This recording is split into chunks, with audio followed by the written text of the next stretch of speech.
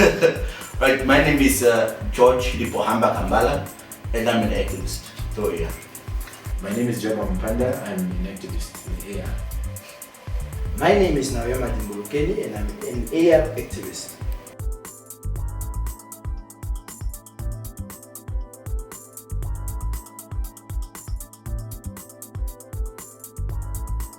We have an AR housing charter, housing charter 31, that speaks about human dignity.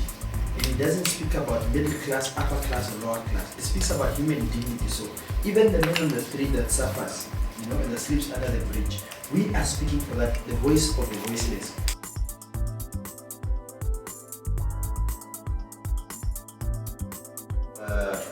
We have what we call the housing rent control board that aims to be the referee in this housing fraternity. So now what we aim to do with that is that it's basically just to be the referee controlling the rents, but government has agreed with it. The only unfortunate thing is that it's more on a long-term basis. So now we'll able that the technical committee will be able to pass the process. It could come the next year, could come the next 2 years, but it means that it has been agreed upon. Just a matter of implementation thereof.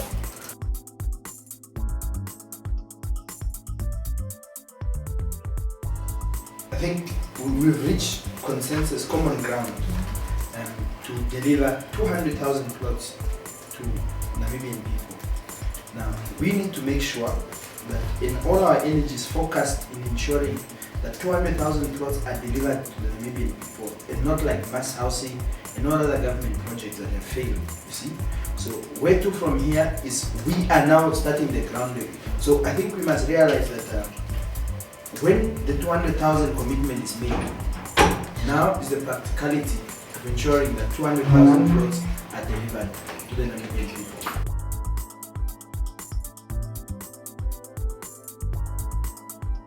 It's not a threat, it was a date scheduled.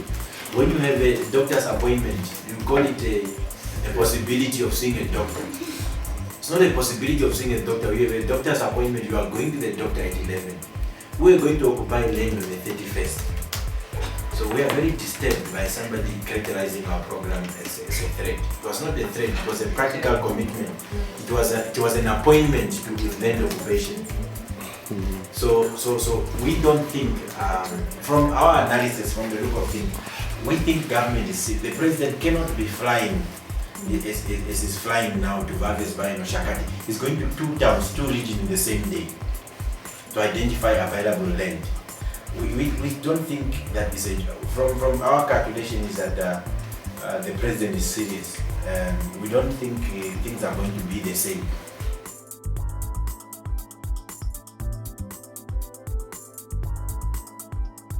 You see how some of them have really realized that if I don't sell now, I might lose it. So some of them are selling a bit of that within the city. But then they're saying that it should not be that should not be the way it should go.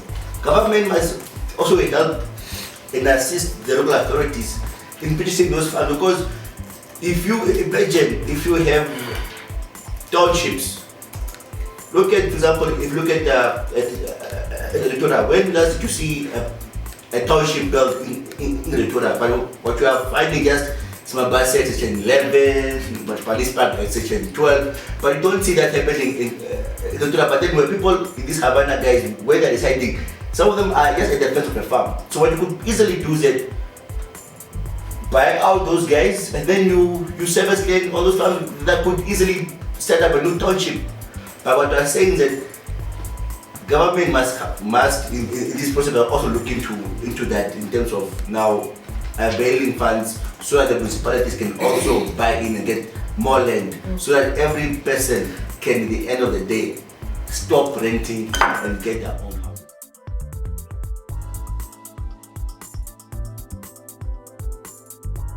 Obviously, this is a program that is close to our heart. So hence we will ensure that, look, we don't look for a place to call home and you want to sell it the next day. So obviously, the people who are going to receive or get this type of service land are those that are entirely off it, and not those that are want to play and make business out of it. But I think we are going to explore an option of saying that these plots may not be sold for a certain period of time, maybe 10 or 20 years. Yeah, so we'll explore that option to see. We'll see whether the right to engage in any business or whatever, because we'll consult our lawyers if such a legislation or such a policy intervention is possible to stop people from selling these plots maybe for a period of 10 to 20 years.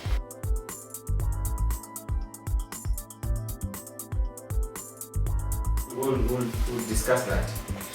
Because AR is growing as a movement of young people addressing the issues related to housing, land, and all the manifestations there. I'm sure there will be space for that mind. But what we try to do as activists is to stay away from, we don't really like flirting with money, because we know that's how easily our names can be tainted. That is why we funded AR through our own savings. He used to work for the bank and he resigned. John used to work for the Germans and he resigned. And the savings from Truth is Truth also help contribute to that. And we will see how we can redirect that money. In AR, we believe in three things. That's providing information, providing inspiration, and restoring the dignity of our Namibian people. So,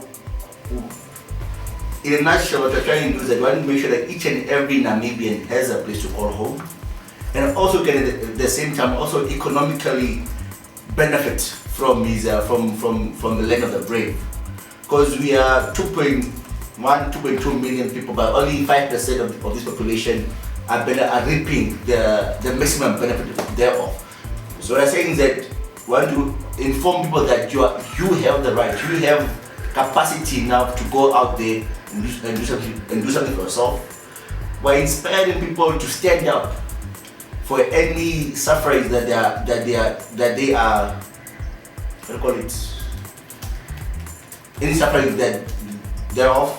We're also saying that we want to restore your dignity in the sense that you should be able to be proud Namibian through owning a means of a place to call it home. It's very important for us young people to know that we must move away as Namibians from formal citizenship to substantive citizenship. Substantive citizenship in a manner, or in other words, to say that we are doing practical action to meaningful Namibia. It's not what Namibia can do for me, but what I can do for Namibia.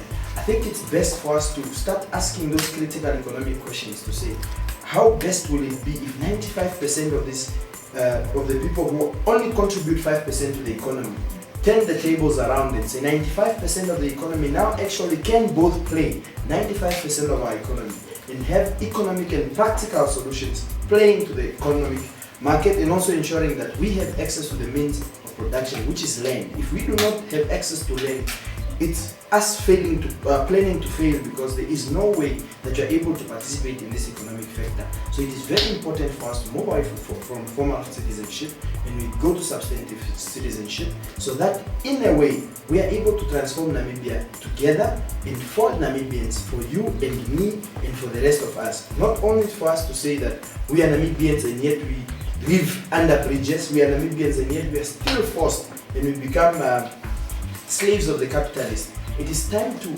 be liberated. Let's be economically liberated through this acquiring of land. Let us go there, sell us 200,000 plots and make sure that you, your brother, your cousin, your aunt, somebody that you don't know, your neighbor, somebody you rent with in the next flat that you don't greet, that you become and build a community. We are saying that if we build a community, we are building a nation. Together we can do it. If we do not do it now, when else will we be able to do it? So as Namibians, we must be able to pull together in the same direction, that no Namibian be left out, as the president is saying, but in a practical sense. Let's not say that no Namibian should be left behind if one is already at the fridge and I'm sitting at the fence. So we must all be at the fence, moving towards the same fridge, and ensure that we participate in the economic struggle. I'm very excited. We're talking about 200,000 plots that are going to be made available starting immediately. That process is already kicked off. I think it is necessary for us to reflect how far we have come. We remember that we, on the 9th of November, we went to Kenya occupied the land just to warn the politician of what could happen. They never took us seriously. In fact, they felt that they would suspend us from the ruling party, whether by following procedures or not didn't matter to them. They thought they would teach us a lesson so then we can keep quiet. But we continued on. We mobilized young people on the 21st of November with 40,000 applications in Windhoek alone. And many young people kept on calling, and we went to their towns on the 27th of February, where we had 50,000 applications countrywide. Now, that is when politicians realized that we are serious. Then they started doing their machineries now with the propaganda, we are disturbing peace and stability. As we move closer towards the 31st of July, it became clear to the politicians that we are not joking around. That meant we have already dedicated and set an appointment to occupy the land. It was not a threat whatsoever. We were going to occupy the land, just like a person having an appointment with a doctor, and you are indeed going to see the doctor. You're not going to threatening to see a doctor. So we were very clear about that. You remember very well that the city police was set on the young people. Then they got the police. Then the police could not do anything. Then they get a special field force, and then they summoned all commanders to come to some sort of declaration of war. Some people were even disturbed. Churches started praying because to them it was very clear that we are going through the same situation that we had in apartheid, where the apartheid machinery was being prepared for war. Then you had the Inspector General saying he's prepared for ambulances, hospitals, people are training all over, and we were even told that the NGF would move in. I mean, we're just young people, ordinary young people who want, but it shows you the length that the elites are willing to go to maintain and sustain the status quo where they benefit. And some young people were even saying they were going to bring the CIA, the FBI, if the NGF was unable to contain us, they will continue to soldier on. I just wanted to give that historicity to explain to our young people where we are. And we're going to continue asking those tough questions. We are going to move away from the Shebi, not move away permanently. We still have to go there, back and dance, but every morning we'll come back again to ask serious political and economic questions. And because we're not refugees in this country, we never applied to be Namibians. And we have asked the Most High for serenity to accept the things that we cannot change. What are the things that we can't change? The fact that we're Namibians. And we also ask the Most High for courage to change the things that we can change. And what are the things that we can change? The fact that we do not have land. The fact that our dignity has been vanished by the capitalists and neoliberals. So we are not at all concerned, and we're excited, and we want to just thank the president, because what it means is that if you make 200,000 plots available, it means on an average, on an assumption that in each and every house you only have 5 people in it. But it can actually be more. But on an assumption that 5 people in one house, it means President Gainkop would have made the best decision by adopting the AR Charter. He was going to have provided shelter to more than 1 million people.